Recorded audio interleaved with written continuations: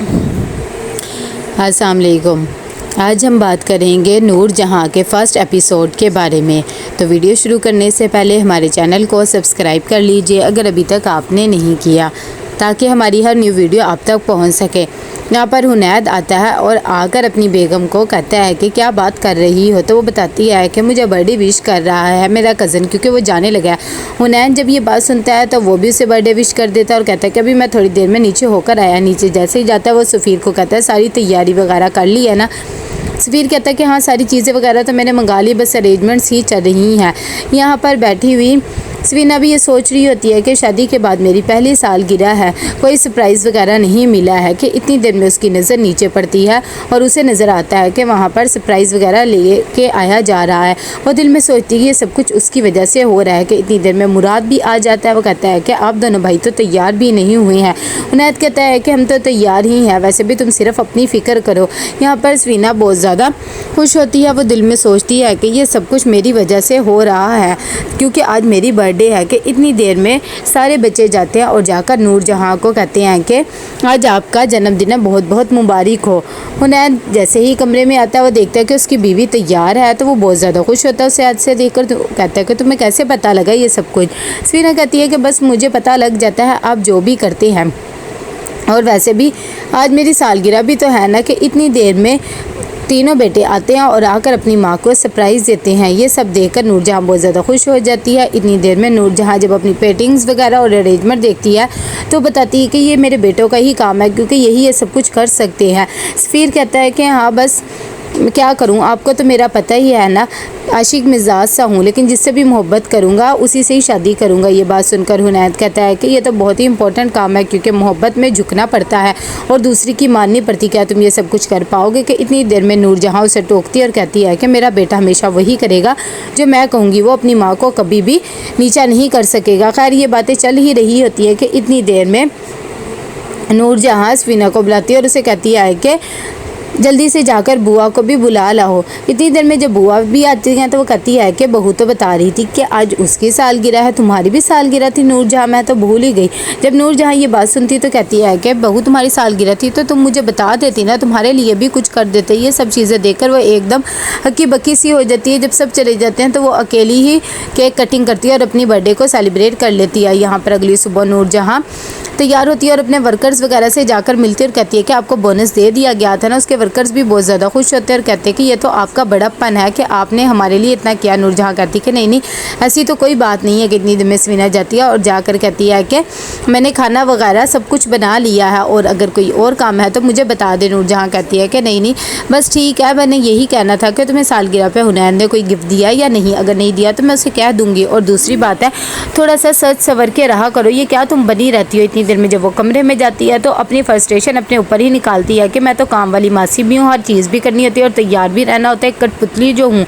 यहाँ पर बेचारी बुआ बैठी होती है और वो नूरजहाँ को कहती है कि तुमने तो सारी जिम्मेदारी बच्ची पर डाल के रखी हुई है, वो कैसे ये सब कुछ करेगी। नूरजहाँ कहती है कि जब मैं इस उम्र में थी और शादी होकर आई थी तो ये सब कुछ मैंने भी किया था ना, भट्टी में एक दफ़ा तो जलना ही पड़ता है, फिर ही काम आते। कितनी देर में वहाँ पर सवीना भी आ जाती है और कहती है कि माँ जी आप ये सब कुछ क्यों कर रही हैं, सब कुछ तो मैं करके गई थी, हांडी भी मैं बना लेती। ये बात सुनकर नूरजहाँ कहती है कि सब कुछ तुम करके तो गई थी लेकिन तुम तो यहाँ नहीं थी ना, और अब बेहतर है कि तुम ये सब काम भी कर लो। दूसरी तरफ नूरजहाँ कहती है कि ये सारी चीज़ें वगैरह देख लो और साथ ही अपने बेटे कहती है कि बहुत जल्द मैं तुम्हारी शादी भी कर दूंगी। जब ये चीज़ें सफ़ीर सुनता है तो कहता है कि मुझे अभी शादी नहीं करनी है। ये बात सुनते ही नूरजहाँ को एकदम गुस्सा सा आ जाता है, लेकिन खैर वो खामोश हो जाती है। यहाँ पर हुनैद आता है और आकर अपनी बेगम से कहता है कि क्या बात है, तुम अम्मा को बहुत मेरी शिकायतें वगैरह लगा रही थी, क्या तुम्हें गिफ्ट चाहिए बता दो, पैसे वगैरह दे दूँ या कोई ज्वेलरी लेनी है। इतनी देर में वो कहती है कि मुझे इन दोनों चीज़ों की ज़रूरत नहीं है, अम्मा ने याद करवाया तो याद है, मेरी वैसे कोई वैल्यू नहीं है। ये बात सुनकर उसे थोड़ा सा गुस्सा आ जाता है और कहता है कि पहले मेरे लिए मेरी माँ है और बाकी सब कुछ चीज़ें बाद में, ये बात हमेशा याद रखना। यहाँ पर माँ ही कहती है कि तुम ये क्या कर रहे हो, मेरी अम्मी बार बार मेरे लिए रिश्ता ढूंढ रही हैं, तुम कब अपनी अम्मी को मनाओगे। कितनी देर में सफ़ीर कहता है कि परेशान मत, मैं बहुत जल्द अपनी अम्मी को मना लूँगा और तुम्हारे घर रिश्ता लेकर भी आऊँगा, बस तुमने परेशान नहीं होना है।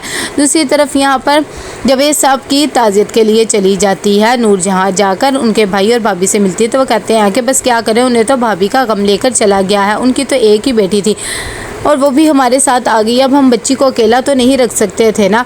और बताए ये सब बातें सुनकर उनके बच्चों को भी बहुत अफसोस होता है, क्योंकि वो इनके एक बहुत ही अच्छे मुलाजिम थे।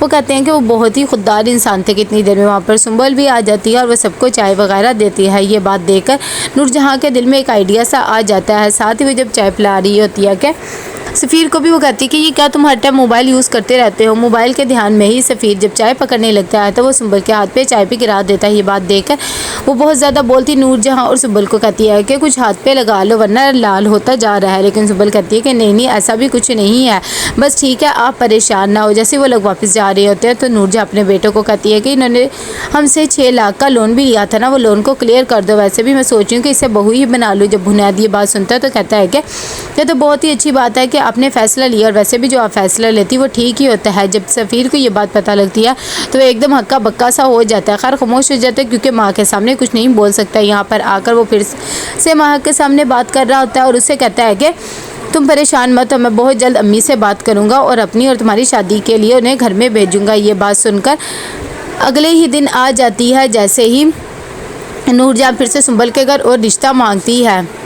जब उन लोग को भी ये रिश्ते का पता लगता है तो वो बहुत ज़्यादा खुश होते हैं और कहते हैं कि हम तो बहुत ही कमतर इंसान हैं और आप फिर भी हमारे साथ रिश्ता जोड़ी हैं, तो ये तो हमारे लिए एक एजाज़ की बात है। जब सुंबल भी ये बात सुनती है तो खैर वो खामोश हो जाती है। दूसरी तरफ नूरजहाँ जब घर जाती है तो मिठाई लेके जाती है और सफ़ीर को कहती है कि भाई हुनैन से कहना कोई भी मीटिंग फ़िक्स करे तो मुझसे पूछ ले, क्योंकि मैं शादी की डेट 3 महीने बाद तय कर रही हूँ। तुम्हारी शादी सुंबल के साथ है। जब ये बात का पता लगता है सफ़ीर को तो वो एकदम हक्का बक्का रह जाता है। वो अपनी माँ को बताना ही चाहता है लेकिन नूरजहाँ फिर से टोक देती है और साथ ही सवीना को कहती है कि तुमने अभी तक खाना क्यों नहीं लगाया, जल्दी से खाना लगाओ। ये बात सुनकर वो फिर से खामोश हो जाता है। जैसे ही सफ़ीर बाहर आता है तो वो बहुत परेशान होता है और वो फ़ौरन माँ को फ़ोन करता है और उसे कहता है कि तुम टेंशन ना लो, मैं सब कुछ कर लूँगा। लेकिन वो कहती है कि कब तुम कर लोगे, तुम्हारी अम्मी ने तुम्हारे लिए रिश्ता देख लिया, वो तुम्हारी शादी की बातें करी और तुम मुझे कह रहे हो कि मैं टेंशन ना लूँ। मैं तुम्हारी आस में बैठी हुई हूँ कि इतनी देर में वहाँ पर नौकर आता है और आकर नूरजहाँ को सारी बात बता देता है जो कि सफ़ीर ने उस लड़की के साथ की होती है। दूसरी तरफ यहाँ पर लॉयर मुख्तार साहब भेजते हैं और कहते हैं कि वो जो ज़मीन है वो आप उनके नाम कर दे, वैसे भी आपके पास तो किसी चीज़ की कमी वगैरह नहीं है। हुनैत को जब ये बात पता लगती है तो कहते हैं कि नहीं, हमारे दादा का मेरे बाप भी बेटा था लेकिन मैं ये सब कुछ नहीं कर सकता हूँ अम्मी के इजाज़त के बगैर, फिर चाहे कुछ भी हो जाए। दूसरी तरफ यहाँ पर सफ़ीर आता है तो वो कार्ड्स वगैरह देखता है तो अपनी माँ से कहता है कि मैं आपसे एक बात करना चाहता था कि मैं अभी शादी नहीं।